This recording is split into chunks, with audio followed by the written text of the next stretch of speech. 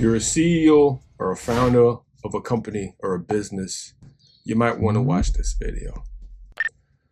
The key problems with a lot of businesses often are based around the simple fact that after finding product market fit, after starting to onboard customers or clients, there typically to be a period of lull or lag, or what we refer to as the doldrums, where your business goes through a phase of not growing as exponentially as you've predicted. And there are very specific reasons why this may occur.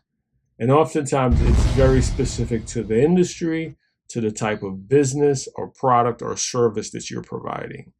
So it requires a deep analysis of your marketplace, of your strategy, your branding, your sales process. The entire operation has to be evaluated. So the two things that come to mind are, why does this occur? Why do you have that lull, that period of flatline growth?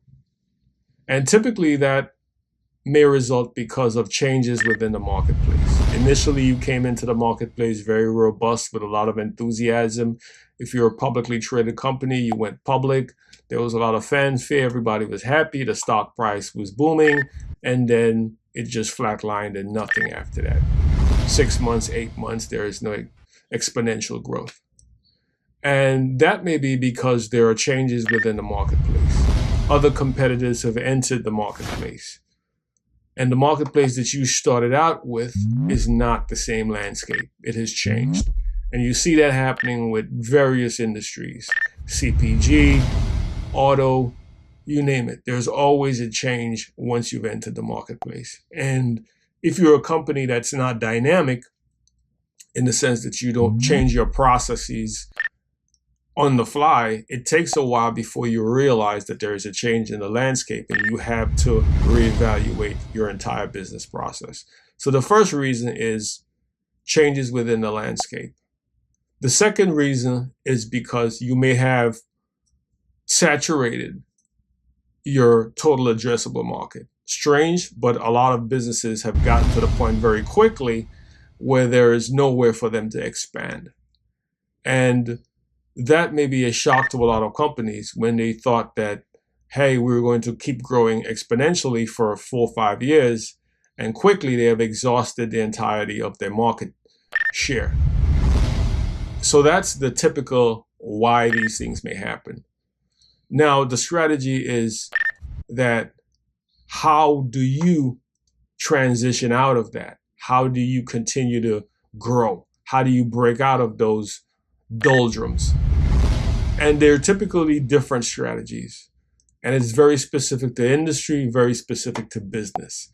So you typically may find a publicly traded company. When that happens, if there's a board of directors, they may say, okay, we need to look at our sales process initially. They may change the director of sales. They may change whoever is running that department.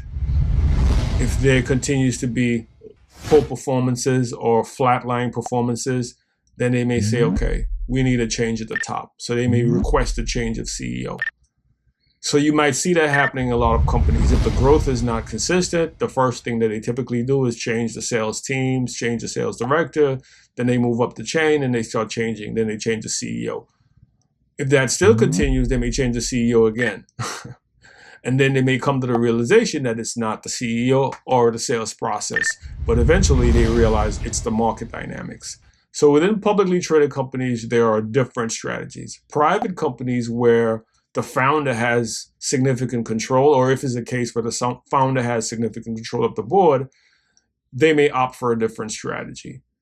And they may realize, hey, the best way to alleviate this is to expand horizontally or vertically, if there's an opportunity to. So what you see typically happening is that companies venture into the marketplace and start acquiring competitors or merging with competitors. And I spoke about this in a subsequent video in terms of expanding your revenue, but this is a more strategic use of mergers and acquisitions where you would acquire or merge with a company to ensure consistent growth. And that's another strategy that companies typically employ.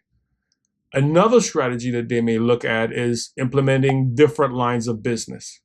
If we're stagnant in what we're doing, then we may have to innovate, have an internal R&D team, design entirely new product specs for the marketplace, and expand into either adjacent markets or use our technology to penetrate into new markets to alleviate this flatline growth. So these are the strategies that companies typically employ.